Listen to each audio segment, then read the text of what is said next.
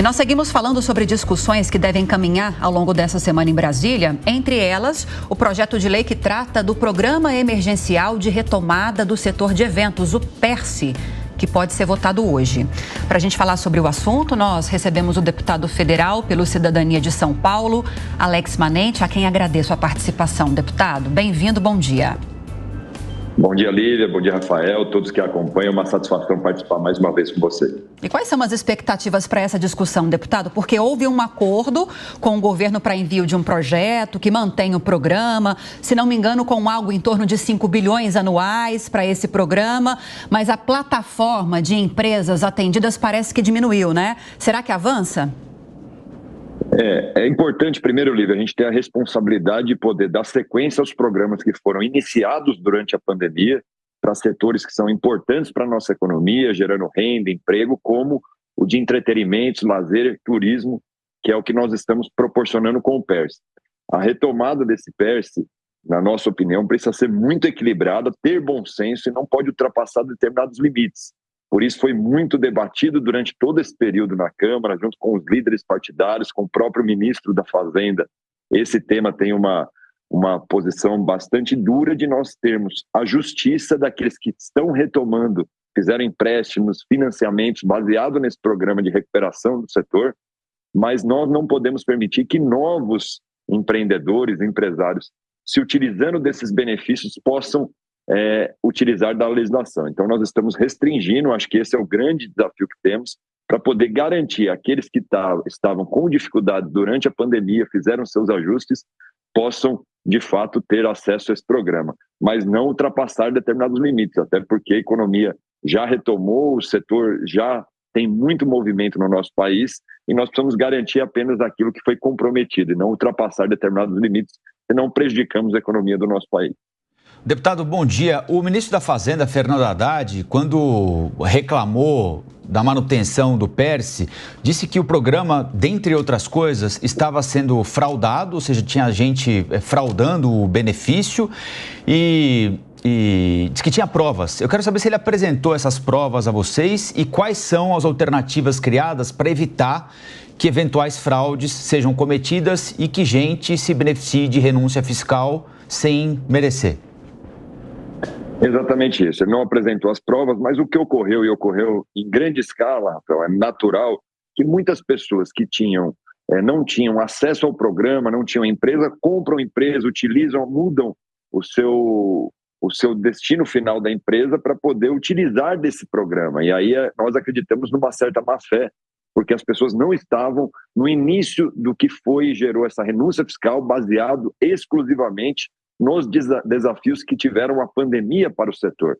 Então, nós não podemos permitir que pessoas que não passaram por esse sofrimento tenham acesso ao programa após a criação dessa renúncia fiscal, gerando, então, um benefício injusto a quem não tem nenhum problema do passado da pandemia e utiliza para poder, inclusive, fazer com que o mercado tenha uma certa canibalização. Então, é importante que nós não permitamos que as pessoas que não tiveram necessidade, não estavam incluídos naquele momento, possam utilizar desse programa agora, e esse rigor é fundamental. E nós avançamos até, tem muito debate, inclusive, de limites de faturamento anual, para que, de fato, pegue aquelas pessoas que precisem utilizar o programa para continuar gerando emprego e renda. Caso contrário, quem perde é a economia do país, que acaba privilegiando aqueles que não têm necessidade, não geram emprego e renda baseado no programa, não tiveram essas dificuldades para acessar um benefício fiscal muito importante, significativo para qualquer empreendedor e empresário no país. Zé Maria Trindade.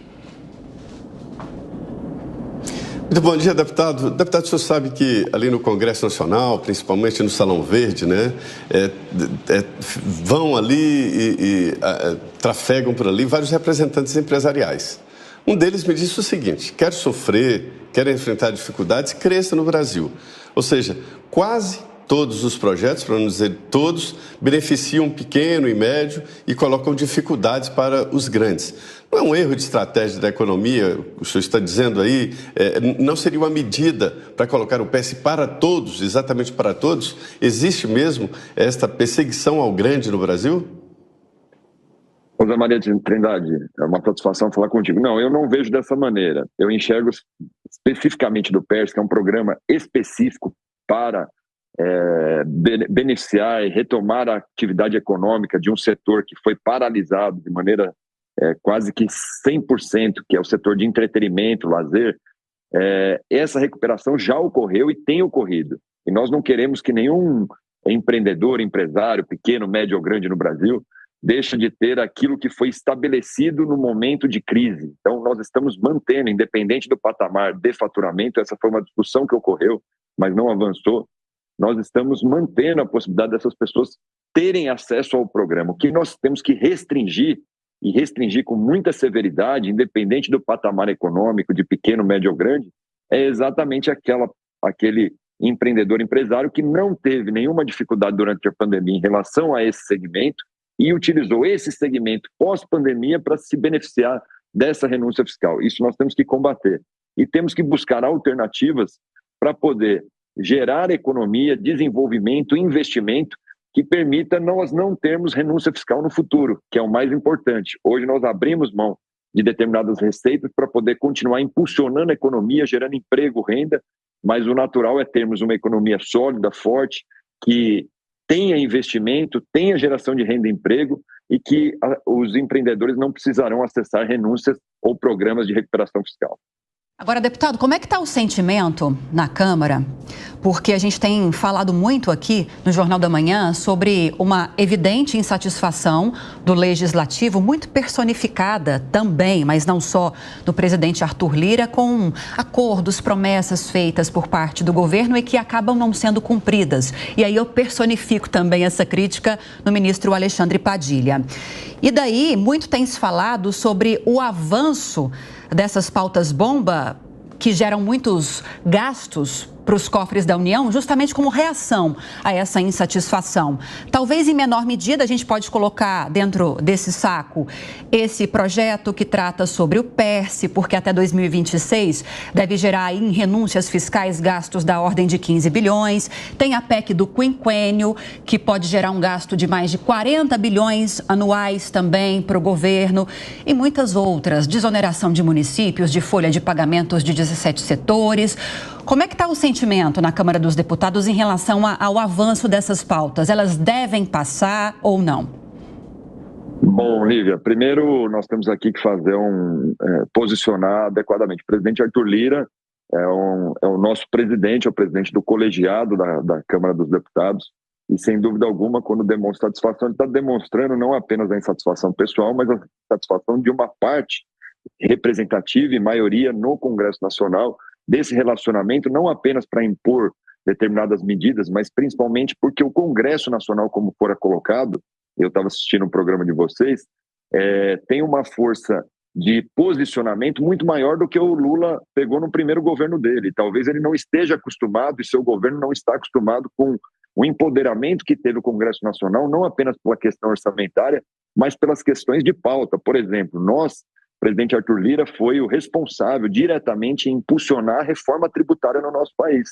O governo veio na carona daquilo que o Congresso Nacional tem feito. E é assim que nós estamos trabalhando e, por isso, muitas vezes a pauta é identificada com a Câmara dos Deputados, com toda a responsabilidade que temos com a economia do país. Tanto é que o governo nunca deixou de aprovar uma matéria econômica que o ministro pediu, até porque nós acreditamos que muito da política que o ministro tem feito é uma política liberal na economia, e nós queremos garantir para não ter retrocessos, e vamos continuar trabalhando dessa maneira. A PEC do quinquênio é um absurdo. Na minha opinião, o Senado fez um absurdo, porque nós, na Câmara dos Deputados, na presidência do Arthur Lira, nós já votamos o fim dos super salários, que está paralisado no Senado Federal, para diminuir os custos e o abuso que existe daqueles que ganham extra-teto no Brasil, que é uma pequena casta, mas que acaba consumindo bilhões de reais, gerando um problema de orçamentário no nosso país. Então, a Câmara pensa exatamente ao contrário. Tenho certeza que nós não vamos fazer ao contrário do que votamos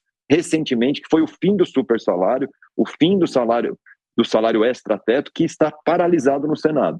Nós estamos buscando alternativas. O presidente Lira me designou relator, por exemplo, da securitização da dívida dos municípios, o que dará condições de termos dinheiro na economia diretamente impulsionando os investimentos no nosso país, sem um novo imposto, sem aumento de imposto, buscando uma receita que os municípios e estados não tiveram condições de arrecadar até hoje, são as suas dívidas ativas.